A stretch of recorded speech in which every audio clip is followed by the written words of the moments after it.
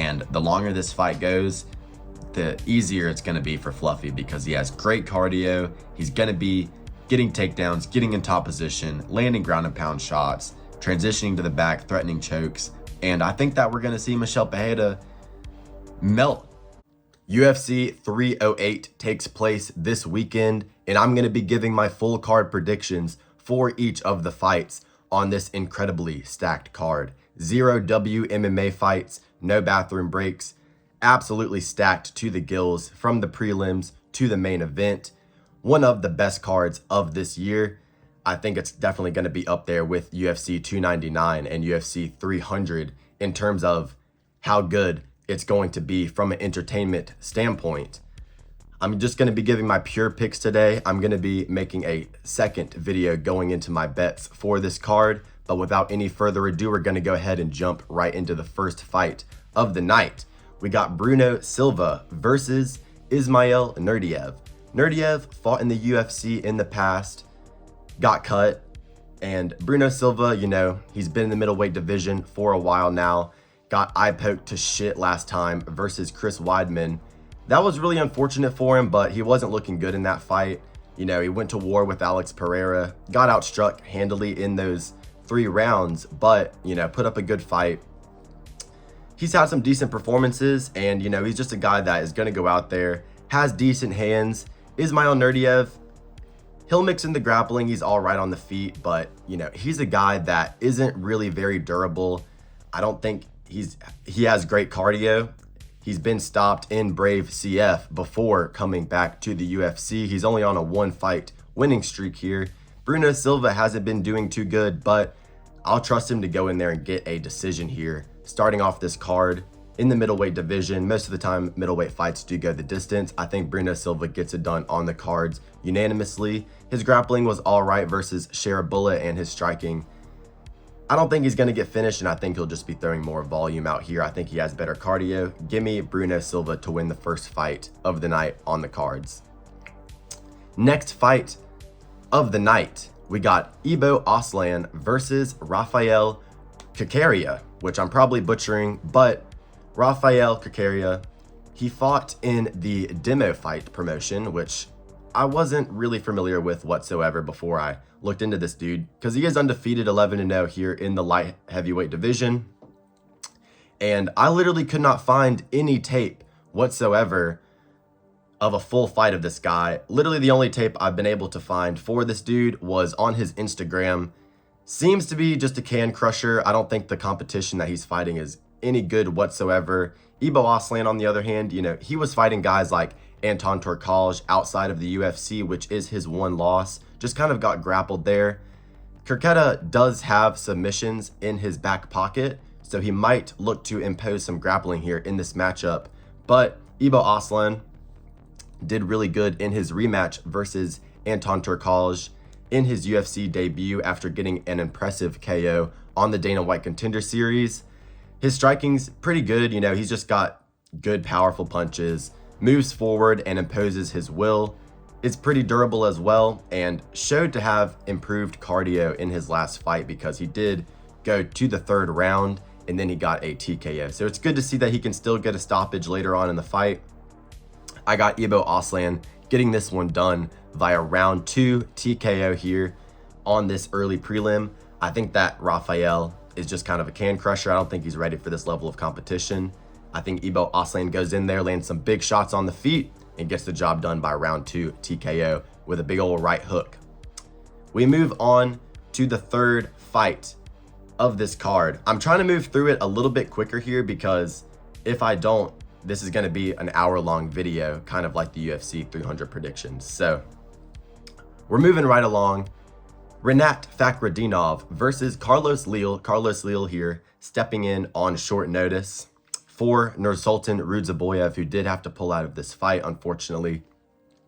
I was really looking forward to some OV versus EV violence, but Rinat Fakhretdinov, he's got great wrestling. He's a guy that's going to go out there. He's going to shoot a bunch of takedowns. He has big power on the feet.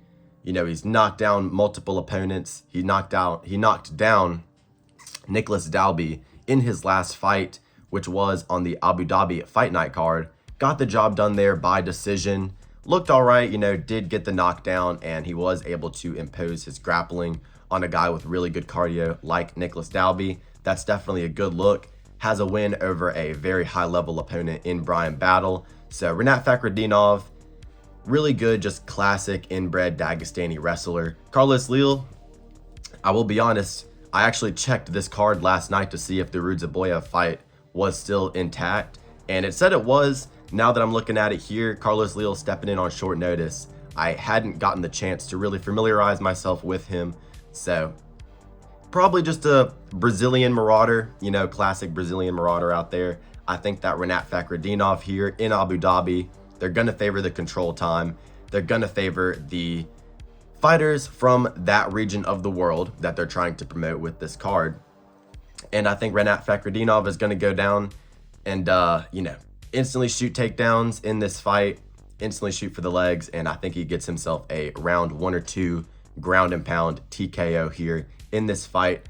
I'll go round 1. I think he'll really try to impose his will here, get a finish. So yeah, give me Rinat Fakhretdinov here, round 1 TKO via ground and pound. Our next fight on the card, we got Farid Basharat versus Victor Hugo. Farid Basharat last time out looked really good, beat a high-level opponent in Taylor Lapulus. And Taylor Lapulus, he's been looking really good recently, so that win has been aging well. Victor Hugo made his UFC debut last time out versus Pedro Falcao and looked pretty good in that fight. He's got some clean striking. He does have some jiu-jitsu in his back pocket, but I actually do think Farid Basharat is pretty good. He's well-rounded, decent enough on the feet to where I think he'll be able to keep it close. I don't see Victor Hugo hurting him on the feet here. You know, of course, his brother did get fraud checked by Ahmed Zahabi last time out, which is a horrible look. But I think Farid Basharat, he has really good takedowns. You know, Taylor Lapulus has very good takedown defense, and Farid Basharat was having success with the grappling in that fight. I see this fight playing out very similar to the Taylor Lapulus fight. Goes out there, keeps it close on the feet. He's pretty dynamic for the most part, and he'll be getting timely takedowns. And like I said, here in Abu Dhabi, they're going to be favoring all of the Middle Eastern, Chechenian, you know, inbred fighters, and they're going to favor the control time here. As long as he's able to get takedowns in this fight, even if it's close on the feet, they're going to give him the decision. So yeah, give me Farid Basharat getting a decision here in this fight over Victor Hugo. There's definitely going to be a familiar theme with a lot of these picks here on this card.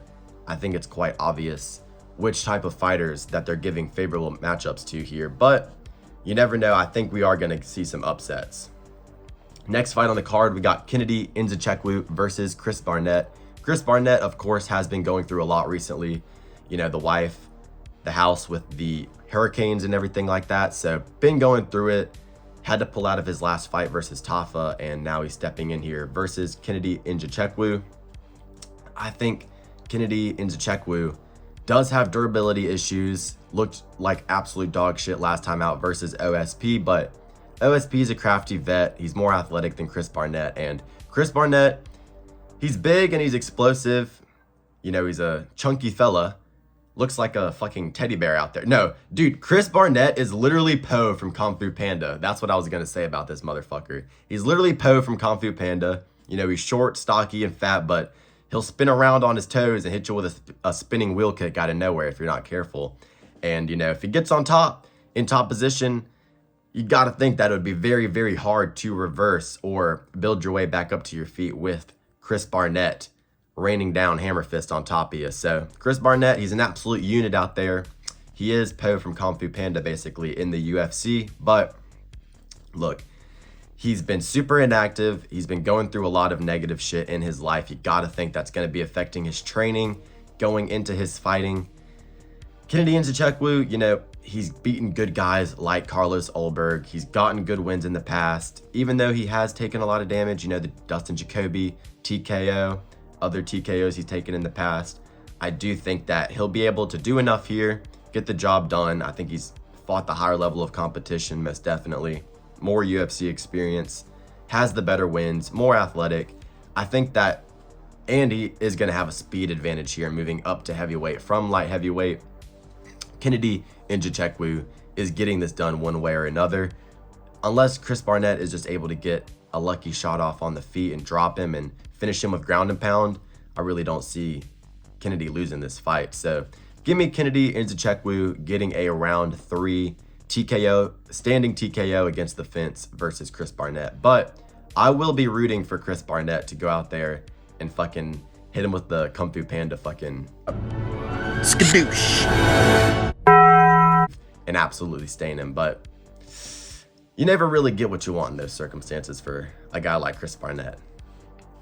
We move on to the next fight of the night. So yeah, Kennedy Nzechukwu by round 3 TKO is the call there.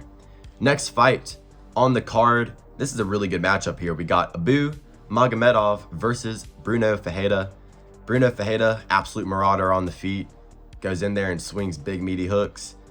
Last time out, I was at that fight live. This was such a sick KO. Got a beautiful spinning elbow TKO over Dustin Stoltzfus. Looked good in that fight as well.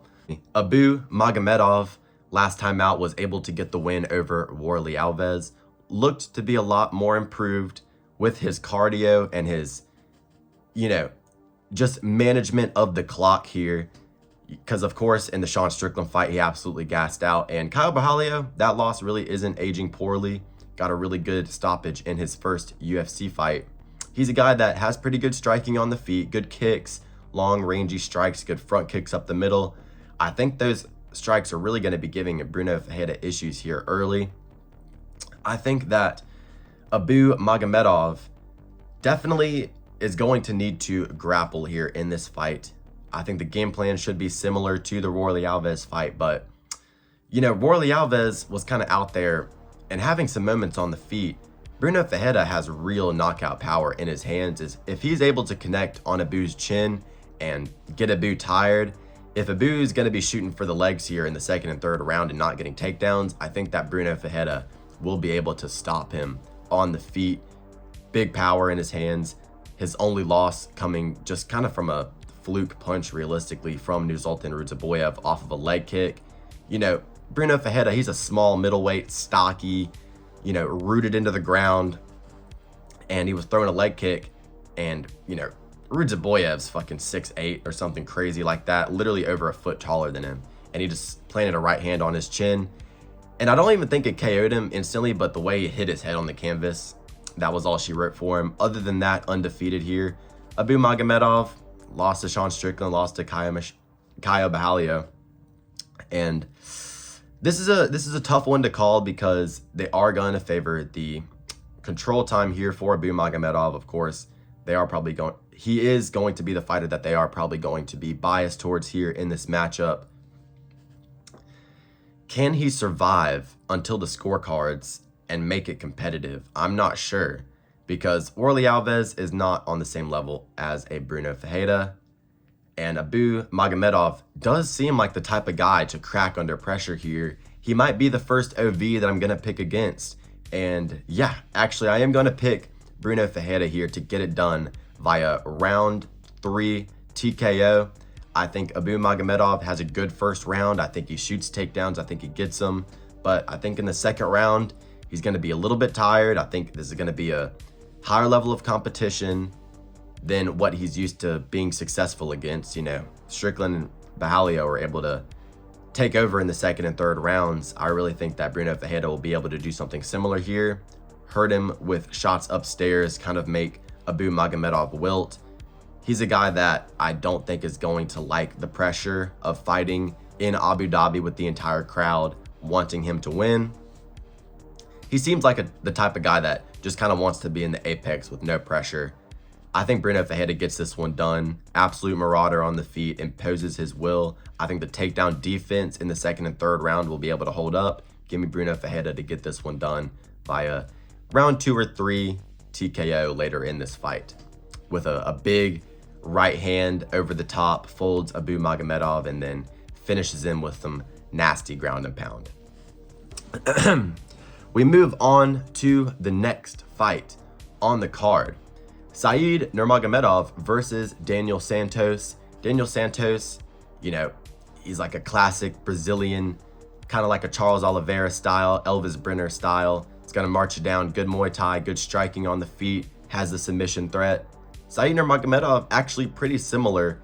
He isn't the normal archetype of a Dagestani or a Nurmagomedov for that matter. You know, he's not necessarily related to Khabib and Usman and Umar and all that. They're not direct cousins, but I'm sure that they're related somehow, some way, if you know what I mean. But look, Saeed Nurmagomedov, I do think that he actually beat Jonathan Martinez in that fight that they had on the Petrosyan and Merab card in 2023. I think he was successful there. I do think that he did enough in that third round to beat Jonathan Martinez. He's got great kicks, good finishing potential here. Daniel Santos is a guy that, you know, he impressed me last time out. Who did he beat last time out? I'm going to have to check this real quick. This is a long prediction video, so it's kind of hard to remember everything all at once. Yeah, coming off of 2 wins here versus John Castaneda and Johnny Munoz Jr. Looked really good in that Munoz Jr. fight. His last loss versus Julio Arce, who is pretty good. You know, Julio Arce has good boxing, pretty well-rounded fighter for the most part. But Saeed Nurmagomedov, you know, Daniel Santos is a guy that likes to threaten submissions on the ground. I don't think that Saeed Nurmagomedov is the type of guy to tap to a choke, especially here in Abu Dhabi. I think Saeed can mix in the grappling if he needs to. He does have pretty good takedowns. And on the feet, I think it's going to be relatively close. I think Santos might actually have better hands, but in terms of the volume with the kicking, Saeed Nurmagomedov is really hard to best in that aspect of the game. Give me Saeed Nurmagomedov getting this one done on the scorecards here by decision, 29-28, winning the first and the third rounds. We move on to the next fight on the card. I'm excited for this one. We got Myktabek Oralbai versus Mateusz Rebecki. Look, I think Myktabek Oralbai is going to go out there and absolutely fucking ragdoll Rebecki. I think he's going to fucking hit him with hard right hands down the pipe. I think he's going to be hitting him with nasty right uppercuts when Rebecki does his little goofy ass waddle into distance, because he does have T-Rex arms. Mateusz Rebecki, that is. Myktabek Oralbai is much bigger than Mateusz Rebecki here. Rebecki's like an absolute midget. He's like 5'5". Oralbai is like 5'10". He's got like an 8-inch reach advantage here. Myktabek Oralbai is much bigger, literally built like a Neanderthal. He's incredibly strong, incredibly durable. He got hit with a knee and an uppercut that would put down like a small horse by Uros Medic in his debut. Ate it like it was a fucking cupcake and just kept on shooting takedowns. Rebecki, you know, started out in the UFC doing pretty good, beat Nick Fiore, who, you know, isn't that good. Was able to sub Roosevelt Roberts. You know, Roosevelt Roberts is a guy that he's long and rangy on the feet, but if you close the distance on him and you impose your grappling, he's not going to be having much success. I mean, you saw Ludovic Klein putting on like a Khabib type of fight against Roosevelt Roberts. Roosevelt Roberts really just doesn't have a ground game, and that was on short notice as well. Mateusz Rebecki, you know, the win over Loic Radzhabov was a pretty good look. Threw a lot of leg kicks in that fight, has some good moments with his hands, but Loic Radzhabov just isn't a guy that is at a high level. He lost to Trey Ogden. If he's losing to Trey Ogden, Loic Radzhabov that is, what the fuck do you think Oralbai would do to him? So much higher level of competition here. Myktabek Oralbai, training out of Team Alpha Male, has Uriah Faber in his corner, looking to be getting better on a fight-to-fight basis. I mean, in the LFA, was knocking motherfuckers out with the hands, and also showed that he had really good grappling, has incredible durability. The one loss he does have was a decision, and I'm pretty sure it was a really close fight as well. But Oralbai, he's a guy that's going to go out there, he's going to shoot a ton of takedowns like he did in the Uros Medic fight. I think he shot like 5 or 6 takedowns in the span of however long that fight lasted. He got a second round submission, absolutely dominated him after getting hurt in the first round. Myktabek Oralbai has a good right hand, like I mentioned. He's actually got pretty nice teep kicks as well, which he likes to use to teep his opponent back to the fence, and then he'll shoot a takedown on them. I like that a lot. He's a smart fighter. He's a guy you can rely on to go out there, shoot a lot of takedowns, bully the opponent. And look, I mean, Rebecki, in his last fight, lost to a 40-year-old. Diego Ferreira was out there styling and crafting on this dude in his last fight. Rebecki was like a 5-1 favorite there. Dude, Rebecki was hitting fresh air. You know, he was having some success in the first round, but Rebecki's a guy that doesn't cut off the cage well whatsoever. He doesn't have good fight IQ. You know, he'll literally just follow his opponent around the octagon and not cut off the cage whatsoever, strike when he's completely out of range. He's a guy that just doesn't have very good fight IQ. I mean, I know the record looks good, 19-2, but he was fighting cans in Poland. And Oralbai, I think, is just going to go out there and ragdoll him and get a second round ground and pound TKO here. Look, if you haven't seen the fucking video of Oralbai wrestling with Belal Muhammad, I'll try and put that on screen now. This dude is a grappling wizard. Was taking down Elvis Brenner in his last fight pretty much at will. Elvis Brenner is an absolute junkyard dog. He was fighting in Brazil. Elvis Brenner was putting on a crazy pace on the feet in that fight. Oralbai was standing there, slugging with him in the pocket. He is good enough on the feet for me not to be worried about him here in this spot against Rebecki. You know, was doing good on the feet against Brenner, was able to drop Brenner as well with the right hand. And, you know, I really do think that Oralbai is a fucking problem here in the lightweight division. I see him running through Rebecki here. Rebecki, you know, he was getting taken down easily by Diego Ferreira in the latter half of that fight. He's a guy that doesn't have good cardio whatsoever. Oralbai has very good cardio. Rebecki doesn't have good durability. He shows shots really badly. You know, even in that last fight was getting absolutely minced up. Looked horrible after that fight. His face was all cut up, hella scar tissue, eyes were swollen, completely shut basically. Looked like he got hit by a Mack truck or a sledgehammer directly in the face after that fight versus Diego Ferreira. I think that Oralbai is going to go out there and absolutely dismantle this man and leave him unconscious on the floor here in Abu Dhabi. I think Mateusz Rebecki, we overrated him a lot here in his little short UFC run that we were kind of getting hyped about. I think Oralbai is a serious problem in this lightweight division. He's fucking huge for the division, strong as an ox, lots of takedowns, submission threat, can win this fight anyway. He can win by submission, he can win by knockout, he can win by decision, he can win on the feet, he can win on the ground. I really just don't see a path to victory here for Mateusz Rebecki. Oralbai isn't going to tap to a sub. He's not getting KO'd by Rebecki. Rebecki really just doesn't have that much power. Oralbai's got the chin of a fucking rhinoceros. And, you know, if he does beat him on the cards, how is he going to beat him for 3 rounds? He doesn't have good cardio. He has a fucking T-Rex arms. He has no reach. He's not going to be able to land a ton of volume here. Oralbai is going to be shooting hella takedowns. I really just don't see Rebecki being able to reverse position or get up to his feet without getting tired here. Yeah, I'm super confident here in Oralbai, if you can't tell. I will be mentioning all of my bets in my betting card video that I will be dropping tomorrow, but, you know, heavy bet on Oralbai here, for sure. Heavy bet on Oralbai. Our next fight on the card, we got Geoff Neal versus RDA. Now, of course, if you're a hardcore fan, you know RDA is the greatest fighter of all time. He's a gamer. He's gone out there, fought the best of the best. You got to respect RDA. But I think he's getting knocked out in the first round here versus Geoff Neal. I think Geoff Neal is going to absolutely stain him, honestly. RDA is 40 years of age.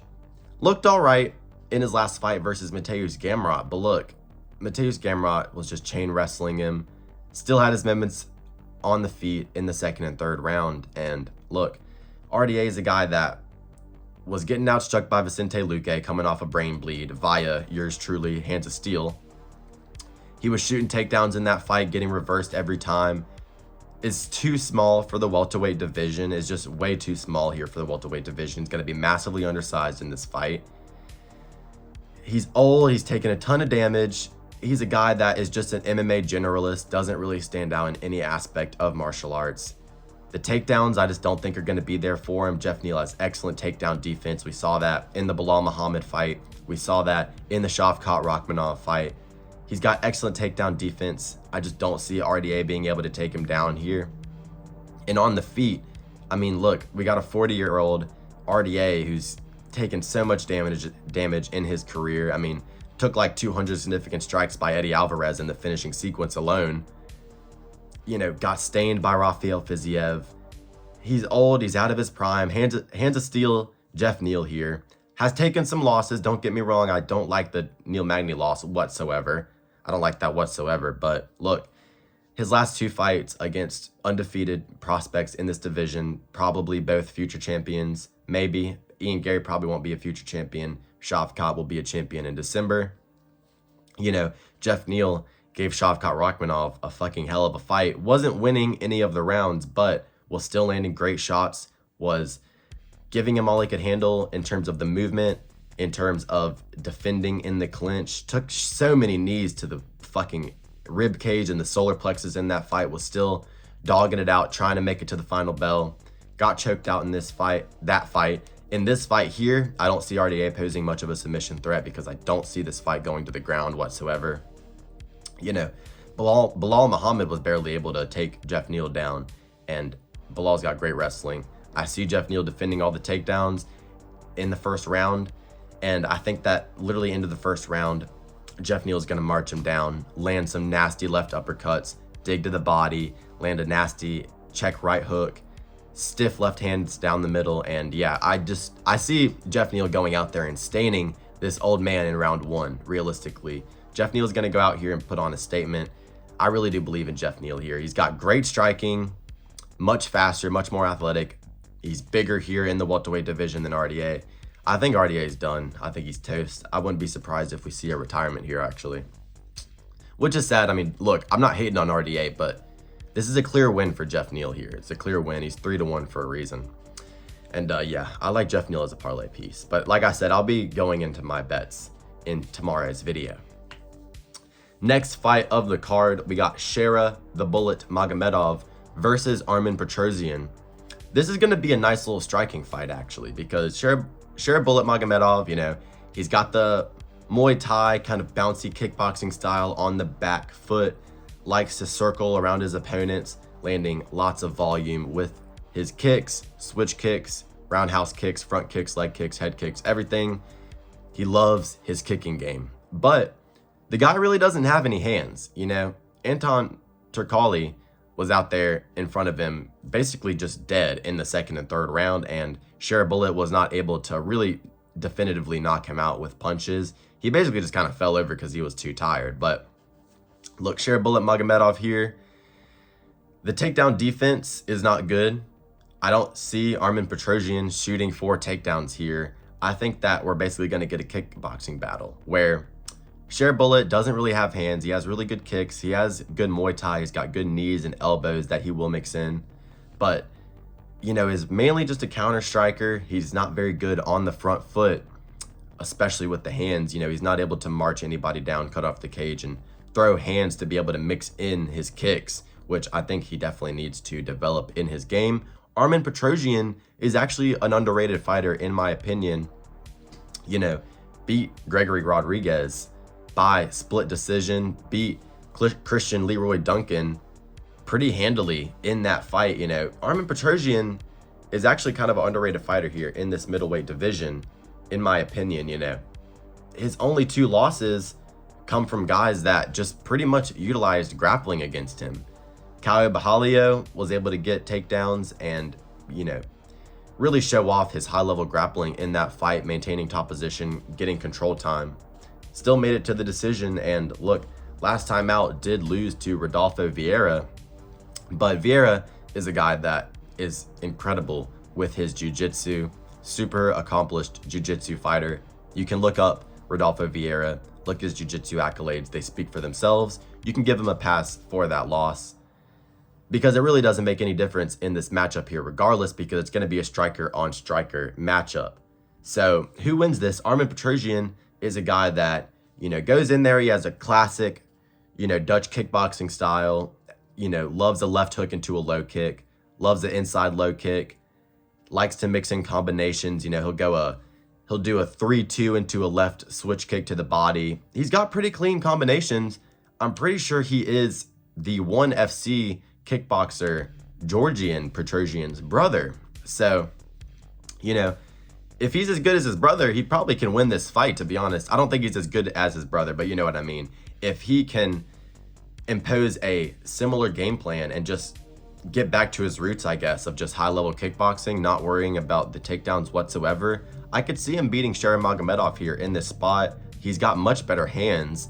I think that Armen Petrosyan actually has a decent style here to beat Shara because I can see Armen Petrosyan moving forward, whereas Shara going to be on the back foot. I think that Armen Petrosyan's going to be decent at checking most of those kicks, and I think he can pressure him back and have a lot of success with his hands here in this fight. I do think he can have success here if he moves forward, uses his hands in this fight, as Shara is trying to angle off, maybe cut him off with some good kicks to the body.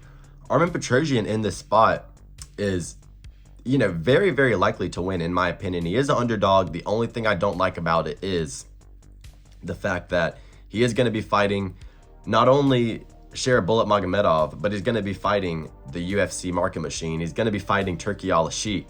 And, you know, the favoritism that they're going to be giving Shara Magomedov here.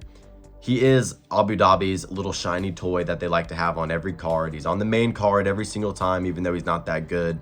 And, you know, RoboCop would fucking stain this man. Armen Petrosyan beat RoboCop. Give me Armen Petrosyan. Give me Armen Petrosyan to win this fight on the scorecards via 29-28. Only thing I'm worried about here is a robbery on the side of Shara Magomedov, because I do think that they will give him the score. I think they'll give him the decision if the scorecards are close whatsoever, just because of the favoritism. He is the younger fighter here. Armen Petrosyan is 37 years of age. Hasn't taken a ton of damage in his career, though. Give me Armen Petrosyan to win this fight via decision. Split decision, 29-28, winning the second and third rounds here. I think Armen Petrosyan is going to be able to stop the hype train. But, you know, he might not. It's hard because they gave him this matchup thinking striker versus striker battle. Shara won't have to worry about the takedowns, but that's going to help Petrosyan too here. I don't know. This is an interesting fight. I think this is actually going to be an underrated, entertaining fight of the night. I think it's going to be a really entertaining kickboxing battle here between those two at middleweight. Damn, I should have got some water before this.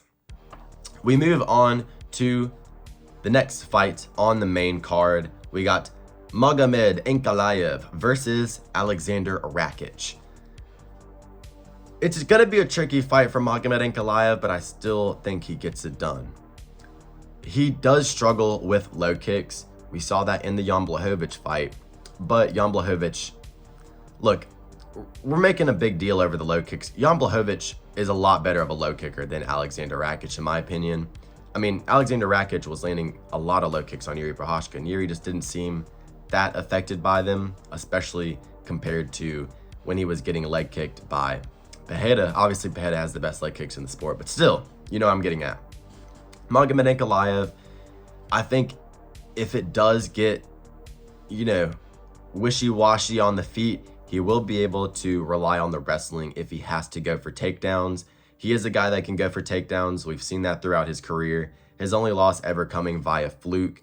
So it basically doesn't really count. He's basically an undefeated fighter here because he's not going to be getting submitted by a triangle. Paul Craig against Rakic. Rakic isn't going to be able to sub him here, even if it does go on the ground. Rakic has decent wrestling of his own, don't get me wrong. He was able to show that in the fight before the Thiago Santos fight. I can't even remember who he was fighting, honestly.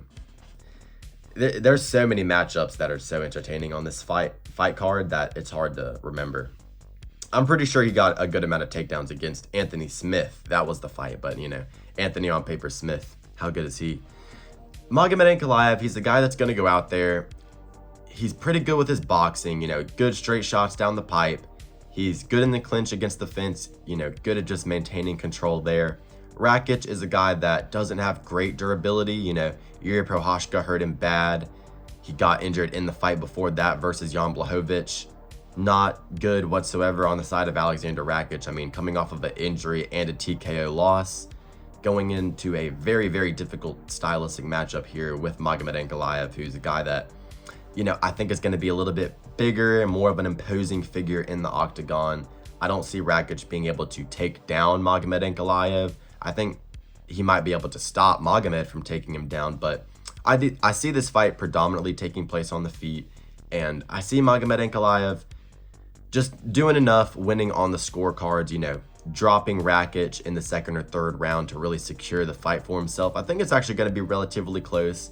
Rakic landing some good jabs, some good leg kicks, but, you know, Magomed Ankalaev marching forward, landing big right hands to the body, big right hands upstairs, and just kind of, you know, aura maxing his way to a victory, because he does kind of have the vibe of he's kind of just undeniable at this point. I feel like he's going to beat Rakic, and I think the MMA gods are just cruel enough to have Ferreira beat everybody just so he can lose to a Dagestani in a stink fest just getting wrestled.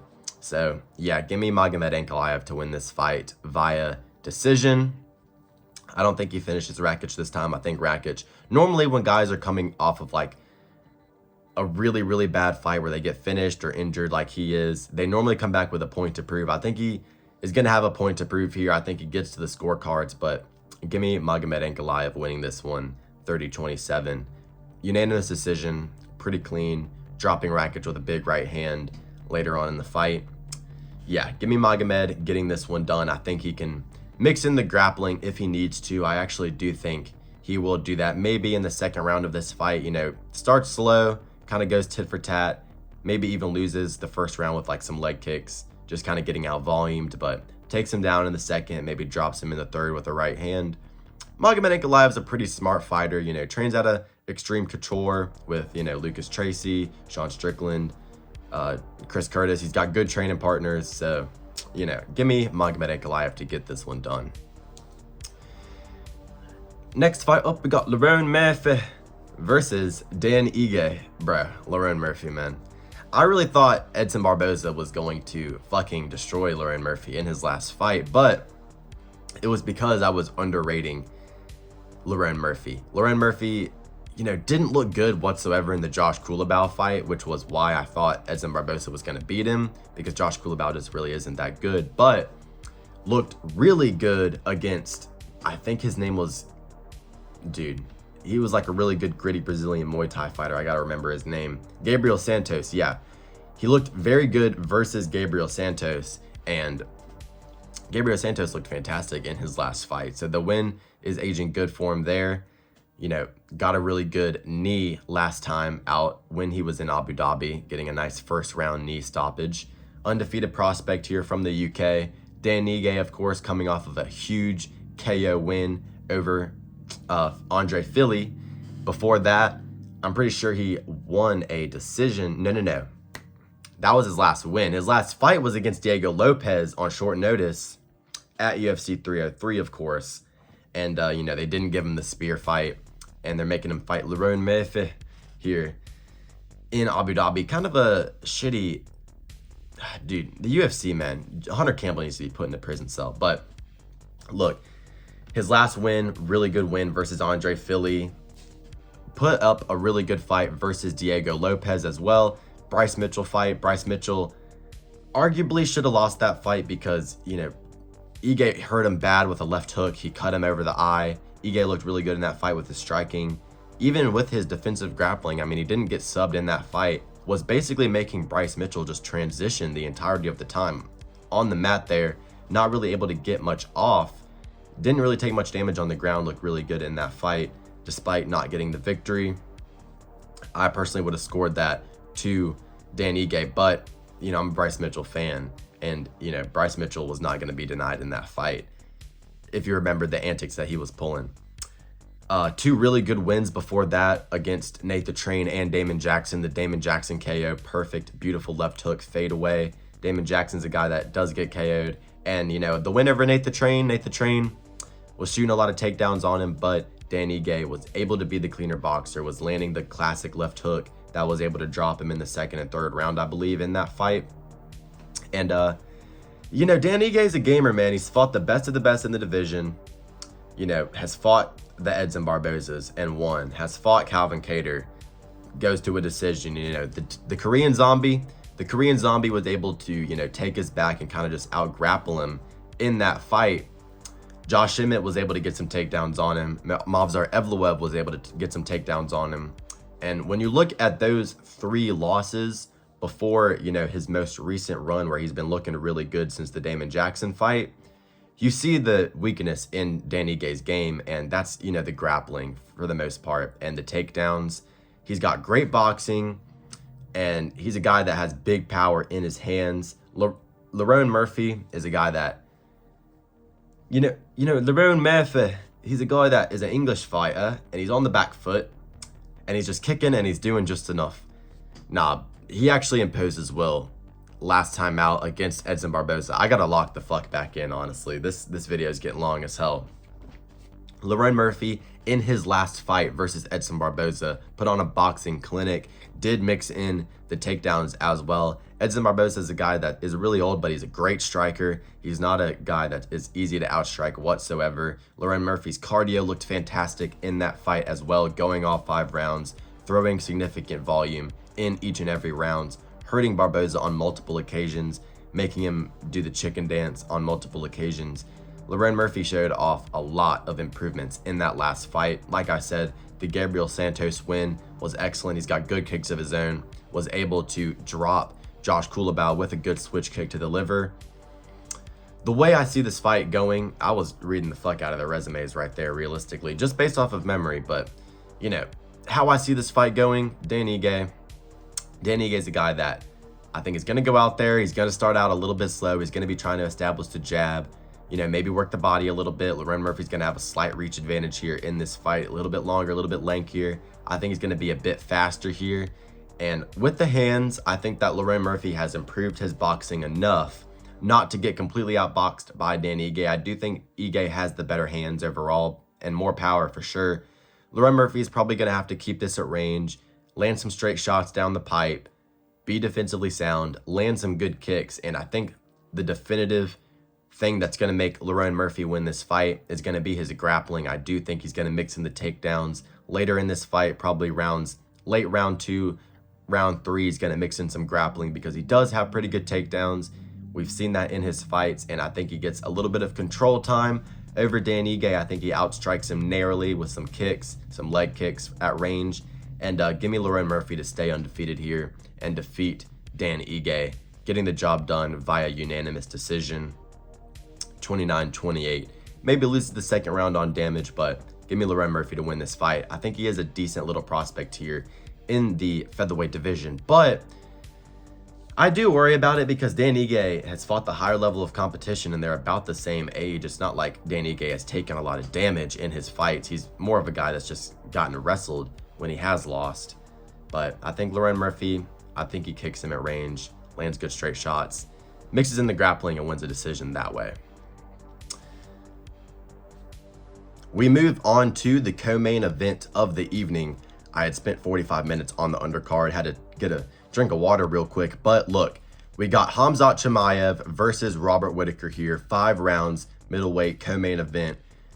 Where do I even start on this fight? This is such a good matchup here. Robert Whitaker, former champ, has gone through the murderer's row of the 185-pound division, has beaten basically all of the best fighters in this division's history, apart from his 2 losses to Israel Adesanya and his loss to Dricus du Plessis, who are some of the best middleweights of all time, basically number 2 and 3 best middleweights of all time.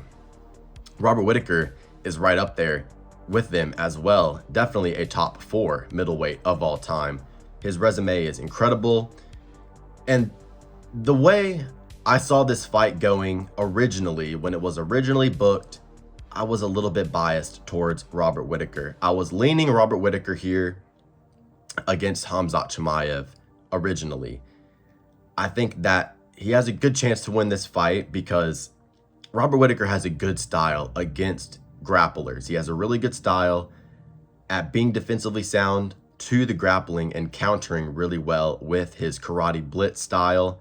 We saw that in the way he took out the Murderer's Row, getting to the belt. The Derek Brunson fight, you know, collegiate folk style wrestler style, was able to get the job done there, was able to outstrike the grappler there in that fight and get the TKO. You look at the Jacare Souza fight, you know, really good jiu-jitsu, really strong in the clinch, good takedowns as well, was able to head kick him, was able to hurt him with right hands, and was able to get the stoppage there as well. Was able to stop Jacare Souza, who was a favorite going into that fight. Jacare Souza, when Robert Whittaker fought him, was an absolute marauder. He was a problem. And Whittaker went in there and absolutely stained him. We look at the fights versus Yoel Romero. You know, Yoel Romero has that Olympic Cuban wrestling, really good takedowns as well, and was able to show really good defensive wrestling, really good sprawls in that fight, was able to outstrike him. And that's how we got the belt, defended the belt. And Robert Whittaker, you know, he's really good against this style. I mean, even a Marvin Vettori is a guy that likes to shoot a lot of takedowns, kind of be a pressure grappler. He was able to outstrike him in that fight. There are a lot of reasons to like Robert Whittaker here in this matchup. It's 5 rounds. Chimaev is a guy that doesn't have really good cardio. We saw that in the Kamaru Usman fight. We saw that in the Gilbert Burns fight. Doesn't have good cardio. I highly doubt he has good 5-round cardio here. Look, I want Robert Whittaker to go out there, fucking put the jab in his face, be bouncing around, fucking sprawl and brawl, defend all the takedowns, 1-2 high kick, lay him out in Abu Dhabi, pump the fucking chest, we all go crazy. I don't think that's going to happen. I want Robert Whittaker so bad to go out there and win, but it's not going to happen. The world is too cruel for Khamzat Chimaev not to go out there and finish him in round 1, realistically. MMA is the sport where what can go wrong will go wrong. The guys we want to win are not going to win. And this is the perfect example. You know, Conor's never going to be able to beat Khabib. Justin Gaethje's never going to be able to beat Khabib. Charles is going to lose to Islam. Volk's going to lose to Islam. Charles is going to lose to Arman Sarukian. You know, the fan favorite fighters that everybody gets behind, they're never going to beat, you know, the up-and-comer that's just super dangerous and well-rounded. A lot of the times they are these undefeated inbreds from, you know, Chechnya, Russia, heavy pressure grapplers. These Dagestanis, it's tough, man. It's really tough because they're always going to beat our favorite fighters, and it really sucks. It really does. I want Robert Whittaker to go out there and win. I want to believe he has the defensive wrestling capability to stuff all the takedowns in the first 2 rounds and go out there and outstrike him 3rd, 4th, and 5th and win via late round TKO or decision. Just saying it like that makes it seem like it could happen, but Khamzat Chimaev might be the best grappler in UFC history other than Khabib, realistically. And, you know, we see him ragdoll Gilbert Burns. I know he went to war on the feet, but Gilbert Burns is a guy that is not going to get subbed, and he's really defensively sound on the ground. Even in the Sean Brady fight where Gilbert Burns looked washed as fuck, he still had tons of moments where he was reversing position, where he was stuffing takedowns, and his grappling is very good defensively. Kamaru Usman, look, Usman's a guy that went in there with nothing to lose. He is stronger physically, in my opinion, than a Robert Whittaker. He's got just as good takedown defense. I mean, you know, Colby Covington wasn't able to take down Kamaru Usman except for the one time, barely. He wasn't able to hold him down. You know, Chimaev went out there and fucking ragdolled him. And a lot of people think that that was a draw, or Chimaev lost the 2nd and 3rd round, or lost the 3rd round. Chimaev won that fight 30-27. He didn't lose any rounds.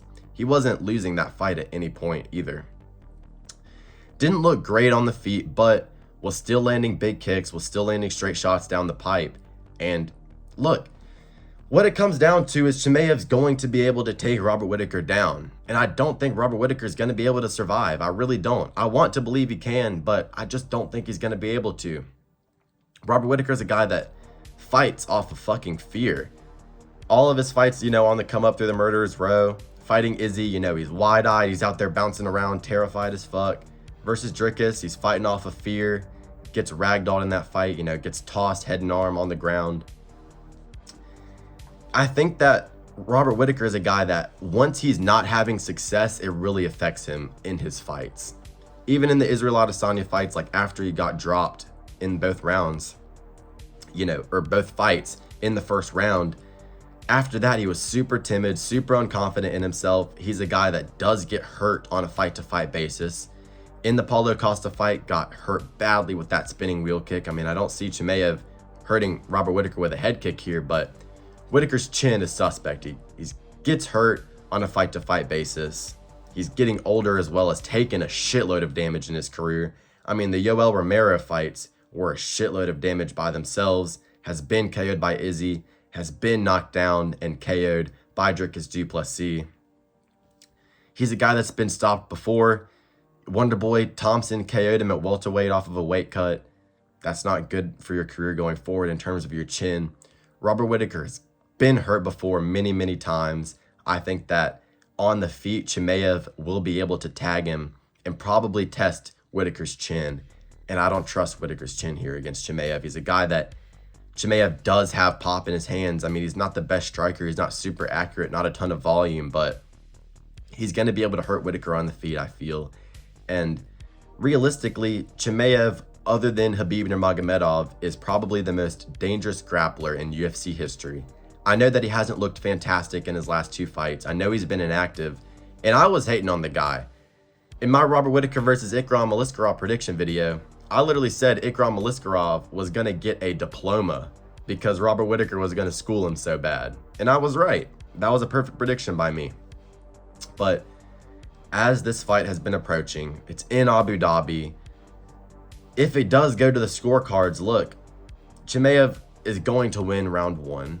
That's an absolute guarantee. He's going to go out there, and if he doesn't drop him with a right hand and get takedowns and ground and pound and submissions off from dropping him, he's just going to be able to level change on him and get him down.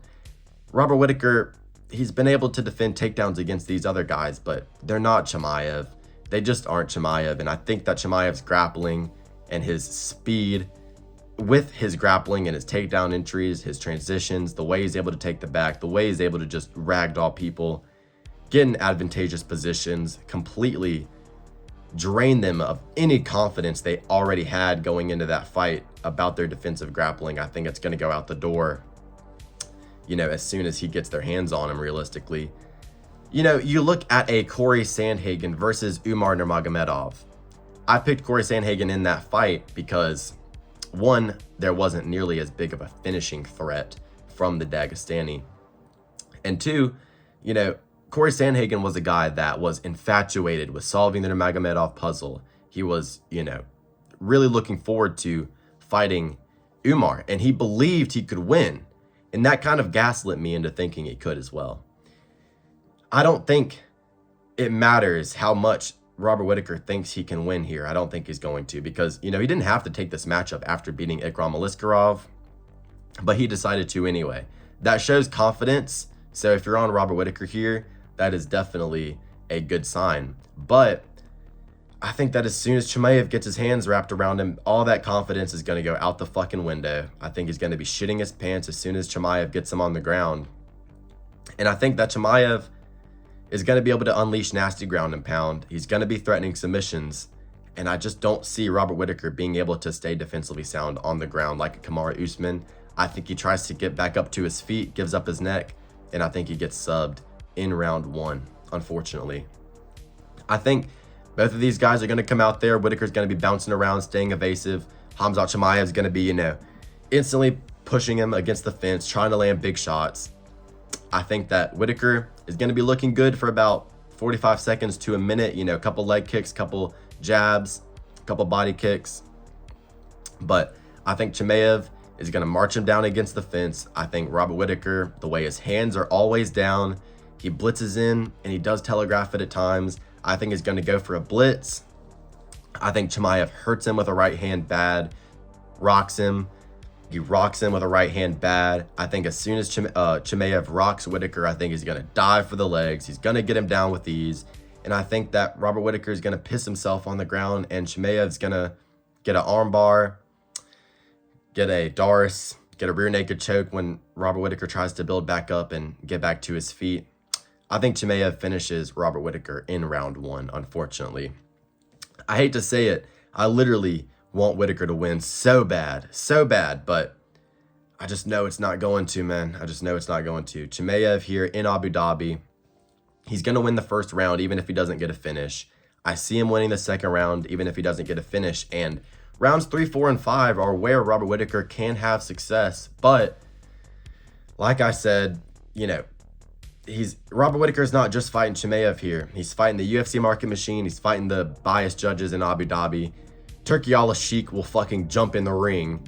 If Robert Whittaker hurts Chimaev, dude, fucking Turkiala will fucking jump over the damn fence and be like, brother, stop it. He would fucking lose his shit, dude. Turkey does not want Chimaev to lose. Chimaev, you know, dude, he's got that fucking warlord Kadyrov or whatever his name is backing him. He's probably gonna fucking lace Robert Whittaker's damn electrolytes before he walks out to the fight. Whittaker's gonna take a damn drink of his electrolytes and be poisoned by the fucking Russian warlord and, you know, fucking die out there. Some crazy shit. I would not be surprised, dude. All I'm gonna say is I would not be surprised with anything that happens with this fight here. Fishiness surrounding Robert Whittaker not looking good whatsoever. You know, Russian warlord here in Chimaev's corner. Not a good look. It's probably a fuck ton of pressure for Chimaev, who, you know, is definitely going to be the favorite in this matchup. Hometown guy.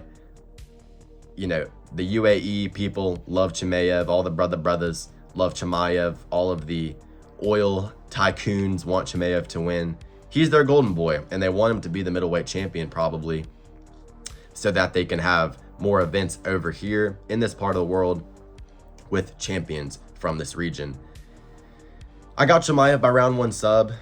Like I said, I don't want it to happen. I don't like Chimaev as a fighter. I mean, he is entertaining with his grappling. I don't like him as a fighter. Inactive, fucking rat-looking creature of a thing. But I think he beats Robert Whittaker here, man. I think it's just not going to be good because, like I said, rounds 3, 4, and 5, Robert Whittaker, even if he outstrikes him, all it's going to take is one takedown from Chimaev. All he has to do is take him down once, hold him down for more than 2 minutes and 30 seconds, which I believe he'll be able to do, and they will give him that round. If he doesn't get finished, he wins on the cards, because I highly doubt that they will not rob Robert Whittaker here against Chimaev. If it's on the cards, be ready for a robbery, be ready for early stoppage for Chimaev here. I think that Chimaev gets this one done, unfortunately. Too many factors against Robert Whittaker here. Give me Chimaev winning this fight via round 1, club and sub. We move on to the main event of the evening. I'm well over an hour into this prediction video, and this one might take me 20 minutes. So leave a like and subscribe if you enjoyed the predictions up until now. Leave a comment if you agree or disagree on any of my picks so far. We're going to go ahead and get right into this main event. Tots on Topuria. Ilio Topuria, apturo here, versus Max Blessed Holloway. This is such a sick fight. We got the featherweight champion, Ilia Topuria, undefeated here, fresh off of his KO against Volkanovski. Max Holloway just stained my favorite fighter, Justin Gaethje, in the BMF title fight, winning the BMF belt. At lightweight, moving down to featherweight here. This is going to be a beautiful fight. I think it's going to be really great boxing exchanges. Where do I even start with these two? I mean, Max Holloway in his last fight looked fantastic against Justin Gaethje. Moved up a division, showed off the speed advantage, and made easy work of Justin Gaethje for 4 rounds pretty much, and then finished him in the last 10 seconds in true BMF fashion after pulling to the ground. I was a guy that did pick Justin Gaethje by TKO in that fight. Stupid prediction, super biased. One of my worst picks of all time, for sure. Max Holloway goes out there and makes it look easy. But, you know, Max Holloway, he is fucking fantastic, man. I mean, the way he's been able to improve and change his fighting style since his losses to Volkanovski has been truly impressive. You know, 3 fights with Alexander Volkanovski, going the distance each time. You know, 15 rounds with Volk, you know, invaluable experience, which I did mention going into that Justin Gaethje fight. Ilio Topuria, last time out against Alexander Volkanovski, I had an absolute picture-perfect prediction for that fight. Literally, predicted it basically exchange for exchange perfectly and got the outcome exactly right. I bet money on Ilia Topuria there as an underdog, gets the job done. So I had an excellent read on Ilia Topuria going into his fight with Volk. I literally said the first round will be close, and then Ilia Topuria would get him behind the black line. Volk would jab, and then Ilia would slip the jab and counter with a combination and knock him out. Perfect call there in that fight. So moving into this one, looking at it, it's a much different stylistic matchup. Max Holloway is the guy that is a much better boxer, in my opinion, than Volk. Volk has a better kicking game, but I got Max having better hands. And he's more durable than Volkanovski. He's a guy that doesn't get stuck up against the fence as much as Volkanovski. He's got a great check hook that he uses to get back into the center of the cage. He's durable as fuck. Of course, he's never been KO'd. Did get dropped for the first time in his career against Justin Gaethje. You know, got hurt against Dustin Poirier, kind of stumbled against the fence, didn't get knocked down there, but did get hurt. Ilia Topuria, you know, in his fight versus Josh Emmett, basically like 50-43'd him, put on a dominant display there, outboxed him for the entirety of that fight. And people seem to be really, really confident on the side of Ilia Topuria here. Max Holloway, he's a guy that does get hit. I worry about that for him here in this fight. In my opinion, this is just the definition of a 50-50 fight. But what it comes down to is this. People have been making a huge deal about Max Holloway struggles with shorter fighters. Look at the Volk fight. Look at the Frankie Edgar fight.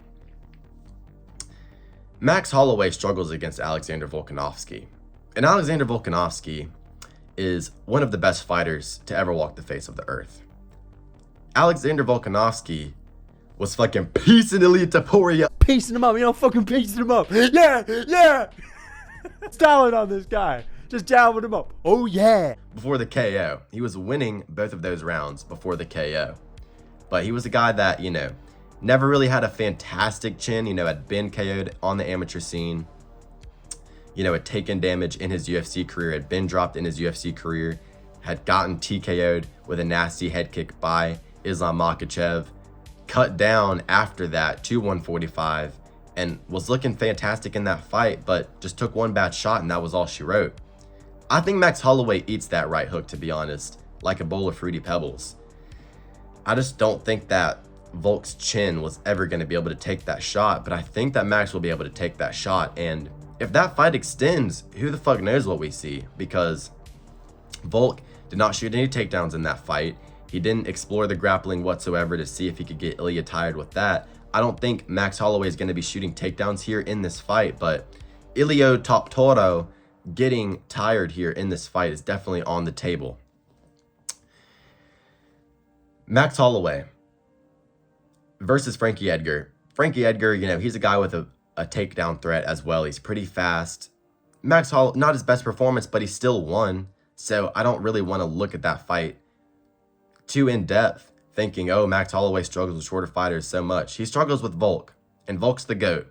Ilia was struggling with Volk until he landed one good shot. Max Holloway dropped him twice in that second fight.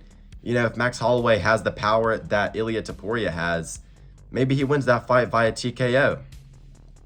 And, you know, that was Volkanovski with much less damage taken in his career. I think that Max Holloway did fight a better version of Volkanovski than Ilia Topuria did. Look, Max Holloway has fought similar styles of fighter as Ilia Topuria and has had success. You look at both of the Jose Aldo fights. Jose Aldo, very similar fighter to Ilia Topuria. Great boxing, you know, high guard, forward pressure, likes to utilize the right low kick as well. Very, very similar fighter.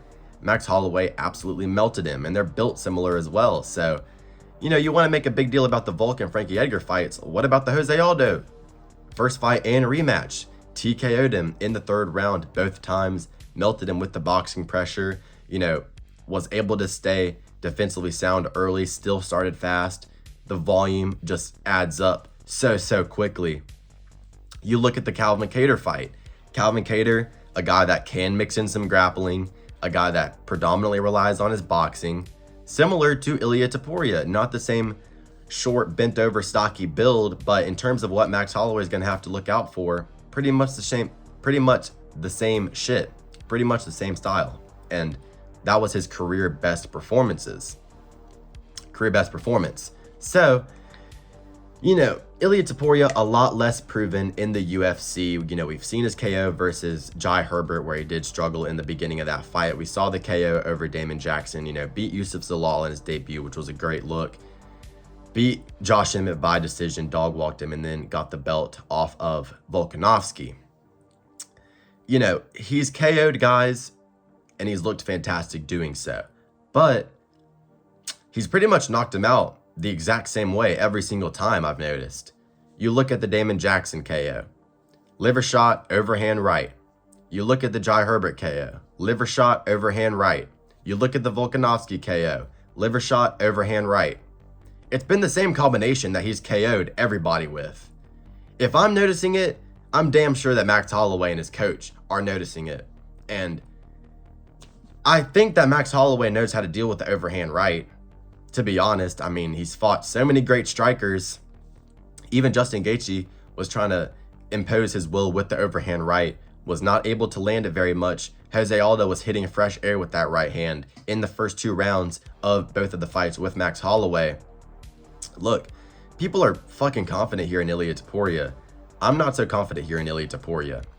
I think that he will need to mix in the grappling here in this fight to be successful. Ilia Topuria starts very, very slow. Even in the Josh Emmett fight, started slow in that fight, was building, pretty much just kind of jabbed him for the first round. Volkanovski fight started incredibly slow, only threw 2 significant strikes halfway into the first round, I'm pretty sure. Landed a couple shots, pretty much landed single-digit strikes in that first round of the Volkanovski fight. You are not going to be able to do that against Max Holloway. Max Holloway is a guy that does start fast. If you start slow against Holloway, you're going to be down 200 significant strikes by the time you're halfway through the second round. Ilia Topuria will not be able to start slow here in this matchup, and he always does. So what it comes down to, in my opinion, my official prediction for the main event of UFC 308, I'm picking Max Holloway, and I'm picking Max Holloway via round 5 TKO. I believe in Max Holloway, and I think he gets it done. This is how I'm justifying it. And I think once I bring these reasons to the table, you guys are going to stop overrating Topuria. Like I said, I bet on Topuria in his last fight. I know the talent that he has, and I picked him perfectly against Alexander Volkanovski. I know what I'm dealing with here with Ilia Topuria. I think Max Holloway is going to beat him, and here's why. Apart from the reasons that I've already mentioned. Ilia Topuria is predictable. He only has the KO shot with the right hand. Body shot, right hand. Damon Jackson, Jai Herbert, Volkanovski, they all happen the exact same way. Max Holloway, I don't think, is going to get TKO'd by a big overhand right that he's going to know is coming and that he's probably going to see coming. So, if you're picking Ilia Topuria by KO, you got to think that it happens within the first 2 rounds. If you can't KO big meaty hooks Josh Emmett within the first 2 rounds, are you really going to try to convince me that he's going to KO Max Holloway within the first 2 rounds? I don't see it happening, realistically. Look, Max Holloway lost to Volkanovski. Volkanovski's the fucking GOAT. If he can go out there and beat Frankie Edgar, who was a difficult stylistic matchup, still won the fight, beat Jose Aldo twice, TKO'd him in the 3rd round, melted him, very, very similar stylistic matchup to Ilia Topuria here.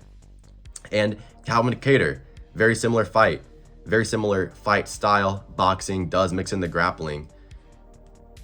I just think this is actually a good matchup here for Max Holloway to win. So if Ilia Topuria can't KO him within the first 2 rounds, are you really that sure that he wins a decision? Because Josh Emmett was basically losing that fight after the first round. He knew it. He was going in there and just swinging big meaty hooks. No volume, was not making Ilia Topuria work. Ilia Topuria was fighting at a super, super slow pace the entirety of that fight, going 5 rounds. He's not going to be able to fight at such a slow pace against Max Holloway. If he doesn't KO him or drop him early, I see him losing the first round. So, because he starts slow. Max Holloway is going to start fast. He's going to win the first round. if Ilya doesn't KO him. I don't think he will. We have no historical evidence to think that Max Holloway is going to get KO'd. He's never been KO'd before. So you'd have to convince me that something that's never happened before and Max getting KO'd is going to happen Saturday. I'm not necessarily buying it. I could see him maybe getting dropped, which could cause him to lose the first round, which would definitely affect him negatively. But if he doesn't get dropped, I see him starting fast and landing way more volume than Ilia Topuria. Like I said, Ilia only threw about 3 significant strikes within the first half of the first round versus Volkanovski. He's going to be down 100 significant strikes basically by the time we're done with the second round if he doesn't drop him or KO him, which I don't see happening. Max is super, super durable. Best cardio, best chin, and best volume striker in the UFC ever. And you think Ilia Topuria is going to beat him by decision? I don't see it happening. I think Ilia Topuria gets tired by the 3rd, 4th, and 5th round. I think his boxing is going to get sloppy by that point. I think he'll have a good second round, maybe edge out the second round. We're going to be 1-1 going into the third. And I don't see Ilia Topuria pulling a Volkanovski 3 versus Max Holloway. Because look, the way Volkanovski was able to defeat Max Holloway in that third fight was staying on the back foot and landing good counters and good leg kicks. Key word, on the back foot, countering Max Holloway when Max Holloway was pushing the action. Ilia Topuria is nowhere near as good of a pure counter puncher compared to Volkanovski. Ilia Topuria only has success when he's moving forward, getting guys against the fence, and then pulling a counter out when they go to strike. But that's when he's on the front foot. He's nowhere near as good as Volkanovski, or, on the back foot, he's not as good as him going forward. I think Max Holloway is going to be the guy in the center of the octagon here, making Ilia, back up a lot of the times, because Ilia, just like Conor McGregor said, stand your base. Stand your base. Stand your base. And sometimes he doesn't stand his base. He's a guy that, will give up ground kind of easily sometimes because he does rely on that pop. I think that Max Holloway is going to be making him miss a lot here in this fight. I think when Ilia Topuria misses, I think the confidence is going to start to dwindle. I think the cardio is going to start to get tested. I think he's going to be getting tired. And by the 3rd, 4th, and 5th rounds, I think that Ilia is going to have to be shooting for the legs because he's going to be getting just out-volumed on the feet. It's going to be Max Holloway, pop, pop, pop, pop, pop, out of range. Ilia misses a big right hook. Max right back in range, digs to the body, right hand to the body, left hook upstairs, pivots out, double jab upstairs. Ilia misses a big left hook. Max Holloway, body kick, right hand upstairs. I think Max Holloway is going to put it the fuck on him in the 3rd, 4th, and 5th round. I think he stops him in the 5th. I think that Ilia will have to be trying to shoot takedowns 3rd, 4th, and 5th round. I think he's going to have to rely on the wrestling. I don't think he's going to be successful with it. And I see him getting tired because he is predominantly a boxer. He's a pure boxer. In my opinion, he does have the best pure boxing in the UFC. I made that point on my 298 prediction video, but I don't think Max Holloway is a good style for him. Max Holloway's durable as a fucking heavy bag. He's going to go out there.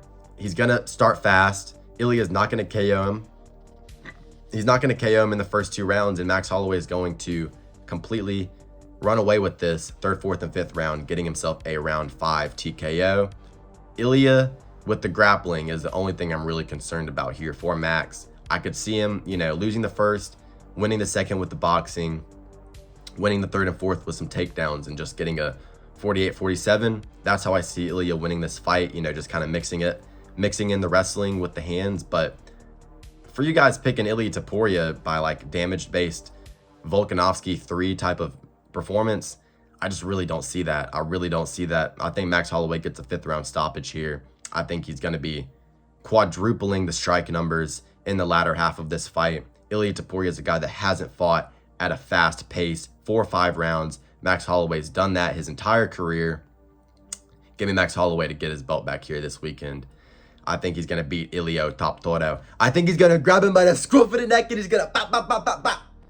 Nah, but dude. Like grab him by the scruff of the chest and slap that little nose off him, yeah? Little ding-dong of a thing he is. Conor McGregor, man. I love that shit. But yeah, I think Max Holloway beats Ilia Topuria. I really think Ilia Topuria needs a KO early if he's going to win with the striking. I don't see him having success in the latter half of the fight unless it's with the grappling. And, his route to the top, he just really wasn't tested at all going 5 rounds. Josh Emmett made that fight take place at such a slow pace. Max Holloway's going to be throwing way more volume. He's going to be in his face. He's not going to be letting him breathe.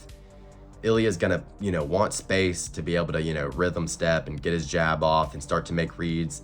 He's going to be hitting fucking fresh air most of the night, I feel like. That's going to make him tire out. That's going to make him lose confidence. Give me Max Holloway getting his belt back this weekend.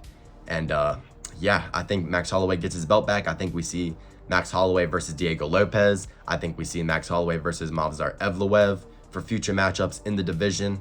You know, don't get me wrong. Ilya is great for the sport. He's a perfect heel. But, you know, Max Holloway, he still has matchups in the featherweight division that are exciting. Max Holloway versus, you know, Evloev and Lopez are pretty good fights. And, you know, by then maybe we can get a Topuria rematch. Maybe Volk 4 versus Holloway. Volk would probably beat him, and then Ilya versus Volk for the belt for a rematch. Ilya probably gets it back that way, but that's how I see this fight going. Incredibly long video here. I think I'm at like an hour and 15 minutes. If you guys did watch it all the way through, I really appreciate it. Like and subscribe if you agree or disagree with any of my picks. Leave a comment down below. And yeah, have a great rest of your day. Enjoy the card this weekend. And yeah, Max Holloway and new, baby. Even though, I'm going to end on this. I think that Khamzat beating Robert Whittaker is the, you know, just the good guy can never win type of event that we're going to have happen on this card. And I think that Max Holloway beating Topuria is kind of going to be the saving grace. I can already see the memes the next day, you know, super sad for Robert Whittaker, but at least Max Holloway got it done. You know, it'll be black and white with Whittaker getting choked out, and then it'll be, you know, Max in color getting the belt put around his waist again. You know, it's going to be like yin and yang. It's going to be happy and sad. I want Whittaker and Max to win, but I think it's going to be Khamzat and Holloway. But yeah, that's the card. Super excited for this weekend. Super long video. I'm going to go ahead and end it. Thank you guys for watching.